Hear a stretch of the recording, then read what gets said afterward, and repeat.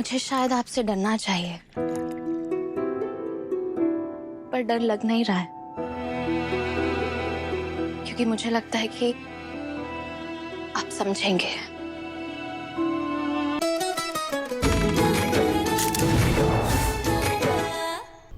एक बात बताओ धीरज, तुम वहां मंदिर में क्या कर रहे थे? शादी तो इन दोनों की थी ना?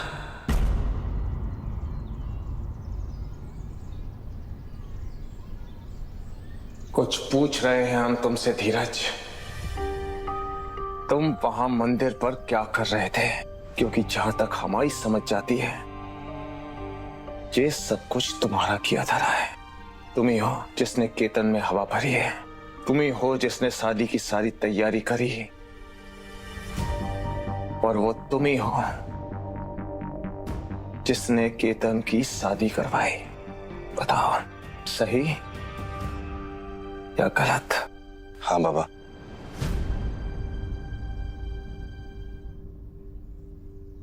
हमने केतु दादा को पुश किया था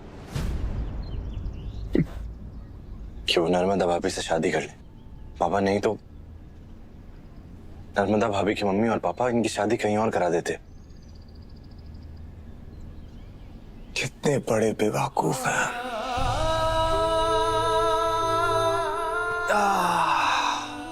हे प्रभु, अरे हमको तो पहले ही समझ जाना चाहिए था कि इन दोनों भगोड़ों के बारात के बैंड मास्टर तुम हो धीरज।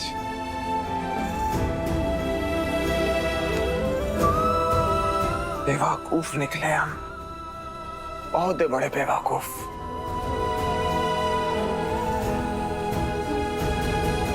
देख लिया बाबा, अगर केतु दादा की शादी नर्मदा भाभी से नहीं होती तो कभी भी किसी और से शादी नहीं कर पाते, और वो जिंदगी भर कभी भी खुश ना रहते। और अगर वो खुश ना होते तो हम में से कोई भी खुश नहीं रह पाता। हाँ, पर मम्मा भी नहीं। इसीलिए हमने जो कुछ भी किया है वो सिर्फ और सिर्फ सबकी खुशियों के लिए किया है।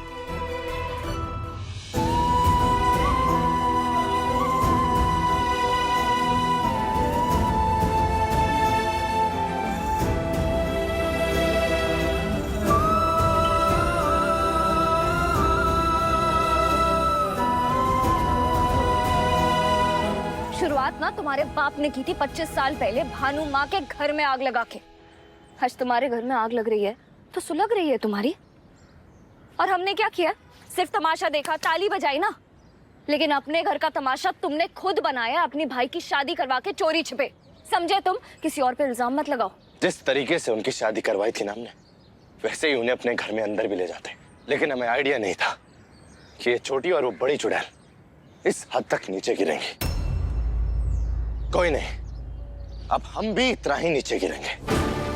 आज तक हम इस लड़ाई को सिर्फ और सिर्फ एक मजाक समझ रहे थे, लेकिन अब इस खानदानी रंजिश में ना हम भी पूरा साथ निभाएंगे।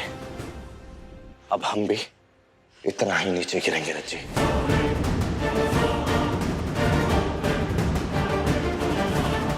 एक बात और, आज तुम्हारी भानु माँ ने अपनी जिंदगी का सबसे बड़ा दुश्मन बना लिया है। धीरज महादेव नहीं, सिर्फ धीरज। जाके बता देना उन्हें।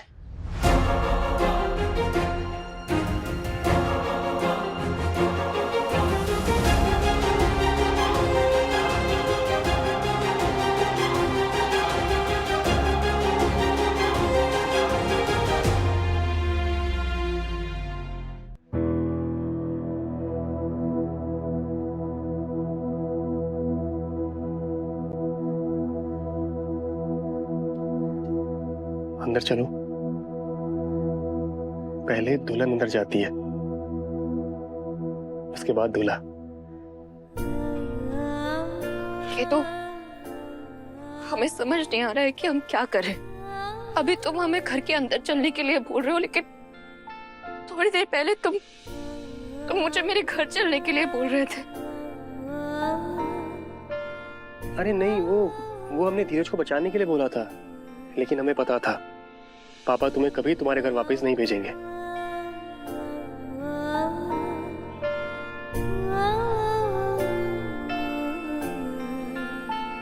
अपना कदम अंदर मत रखना।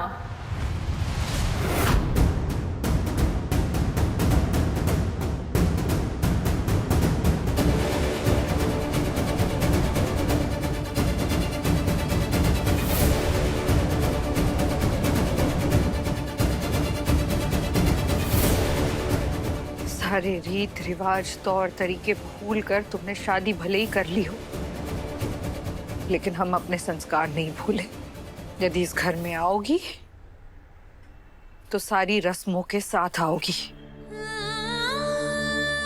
जब हम शादी करके अपने पति के साथ उनके किराए के झोपड़ी में भी गए थे ना, तब भी उन्होंने हमारा गृह प्रवेश किया था, क्योंकि हमारे पति को लगता है घर में आने वाली बहू माता लक्ष्मी का स्वरूप होती है, उसके आने से संपन्नता आती है। उनकी जुबान पर तब माँ सरस्वती बैठी थी और उनकी कई बातें सच हो गई। भोलेनाथ जी की कृपा से और अपनी मेहनत से हमने इतना सब कुछ बनाया कि घर परिवार।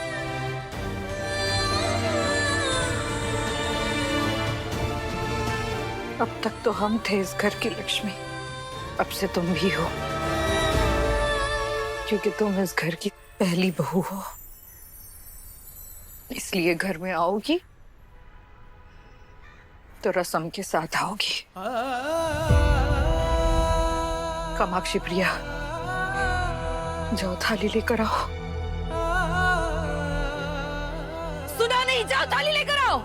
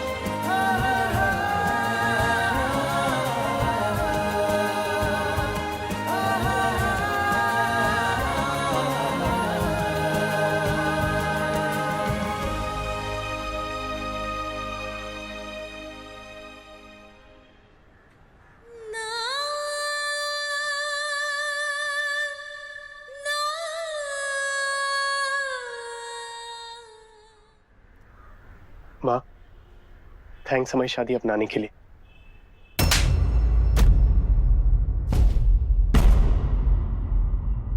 किसने कहा तुमसे कि हमने तुम्हारी शादी को अपनाया है? अपने बाप का सर झुकाया है तुमने, और तुम्हें लगता है कि हम तुम्हारी शादी को अपनाएंगे? हम तुम्हें और तुम्हारी बीवी को सिर्फ तरस खाकर इस घर में अंदर आने दे रहे हैं। ये लीजिए, ये रख लीजिए। ठीक है, सो जाओ आज, लेकिन कल सुबह उठते ही कट लेना। हाँ, कल तो हमारे बाबा हमें लेने के लिए आ जाएंगे। वो आज थोड़ा नाराज है हमसे। अगर उसके रहने का खाने पीने का जुगाड़ नहीं हो पाया तो क्या करोगे तुम? बाहर इतनी सर्दी है, रात भर में ना उसकी हड्डियां जम जाएंगी। केतु, ये जो कुछ भी हुआ है ना, ये सही नहीं हुआ है। शादी हम दोनों की हुई है और विदाई धीरज की हो गई हमारे घर से। हमारे पास तो पूरा कमरा है और वो बेचारा वो बेचारा पता नहीं कहाँ कहाँ भटक रहा होगा, क्या हालत हो रही होगी उसकी।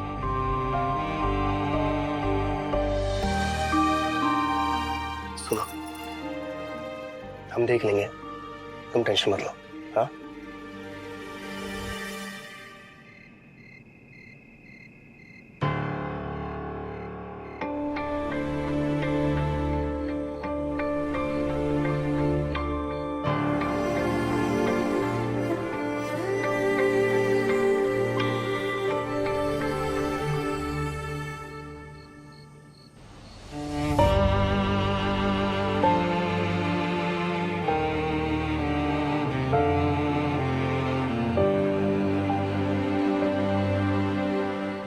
नींद में चलने की आदत है और कुछ चाहिए था।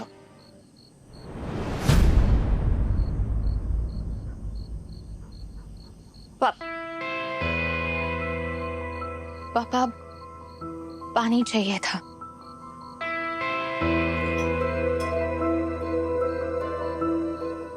पापा पापा रहने दीजिए, हम कर लेंगे, हम कर लेंगे।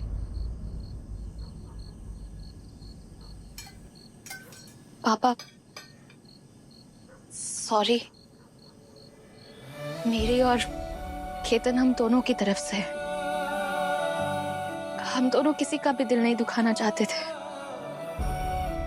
पर हम दोनों के पास और कोई ऑप्शन नहीं था, क्योंकि हम दोनों अपना भी दिल नहीं दुखाना चाहते थे किसी और से शादी करके। थैंक यू पापा, आपने मुझे अपने घर में रहने की जगह दी। बहुत अच्छी शुरुआत तो नहीं हुई है हमारे इस रिश्ते की, पर मैं उम्मीद करती हूँ कि आप और माँ मुझे एक मौका जरूर देंगे ताकि मैं ये सब कुछ ठीक कर पाऊँ। जो कुछ भी हुआ पापा, मैं उसे बदल तो नहीं सकती, पर मैं आप सबको खुश देखना चाहती हूँ और उसके लिए मैं सब कुछ करने के लिए तैयार हूँ। पापा, मैं अपने पापा से तो कभी खुल के बात नहीं कर पाई, लेकिन आपसे बात करने की हिम्मत पता नहीं कहां से।